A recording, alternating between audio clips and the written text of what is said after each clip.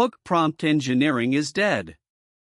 The era of writing 3-paragraph megaprompts with act as an expert and think step by step is over. And if you're still doing it, you're leaving 80% of AI's actual capability on the table. INTRO for the last 2 years, everyone from YouTube gurus to LinkedIn influencers has been selling the same advice: write longer prompts. Be more specific. Add more context. Give the AI a persona. And sure, that worked in 2023. But here's what nobody's telling you: the AI models themselves have evolved way past that. The techniques that made you a power user 2 years ago are now actually making your results worse. Today I'm going to show you what actually works in 2026, and why the best AI users have completely abandoned traditional prompt engineering. The problem with megaprompts: here's something counterintuitive. When you give a modern AI a massive prompt with 20 bullet points of instructions, it doesn't get smarter. It gets confused. Think of it like giving someone a GPS with 17 different destinations and saying follow all of them at once. The AI tries to satisfy every constraint simultaneously and ends up with a mediocre compromise. Research from Anthropic and OpenAI in late 2025 confirmed what power users already knew: prompt length past about 200 words actually decreases output quality on modern models. The AI starts losing the thread. It forgets early instructions. It hallucinates more. It produces safe, generic, boring responses that try to check every box at once. The old paradigm was more control equals better results. The new paradigm is strategic minimalism. What replaced IT technique one? The first thing that replaced traditional prompt engineering is something called chain of draft prompting. Instead of writing one massive instruction block, you write a tiny initial prompt, get output, then iteratively refine with short follow-ups. Each follow-up is maybe 1 or 2 sentences. You're not trying to predict everything the AI might get wrong up front. You're treating it like a conversation with a very smart but very literal colleague. Here's a real example.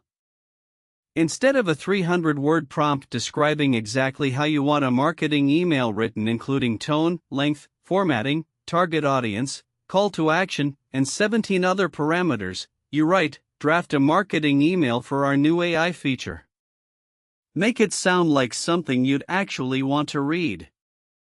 Then you follow up with shorter, more punchy. Delete the corporate speak. Then add one specific statistic that makes this feel urgent. Each iteration takes 5 seconds and the final result is dramatically better than anything you'd get from one giant prompt. What replaced IT technique 2? The second replacement is structured output constraints. Modern AI models have something called JSON mode in function calling.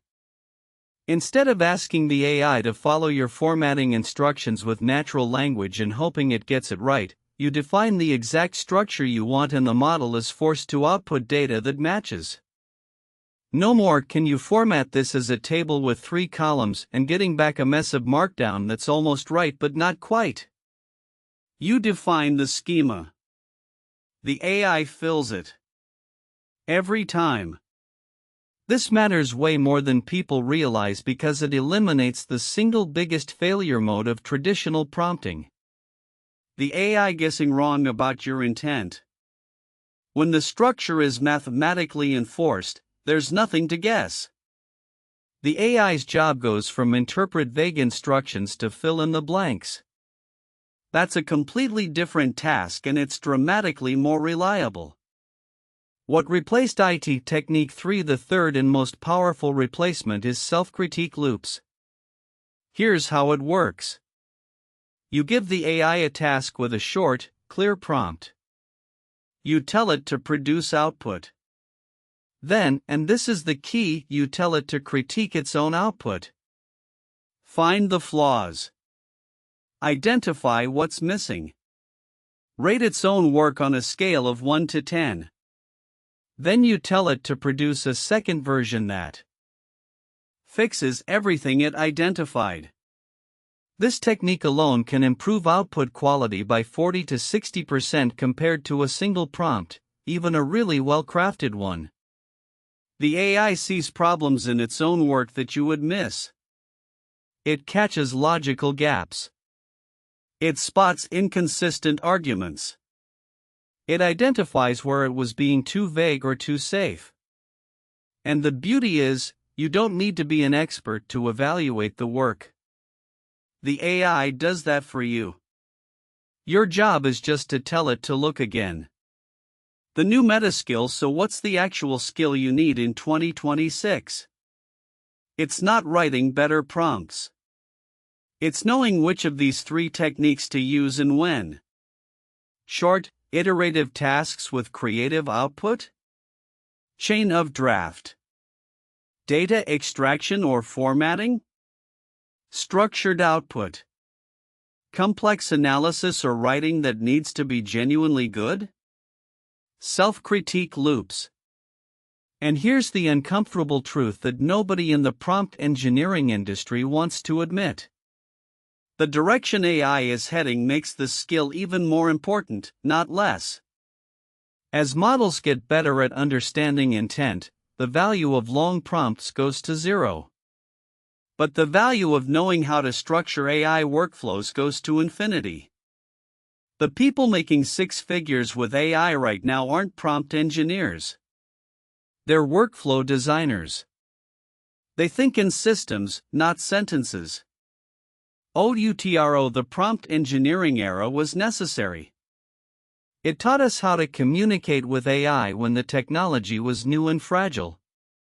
But holding on to those techniques in 2026 is like insisting on dial-up internet because you're really good at configuring modem strings.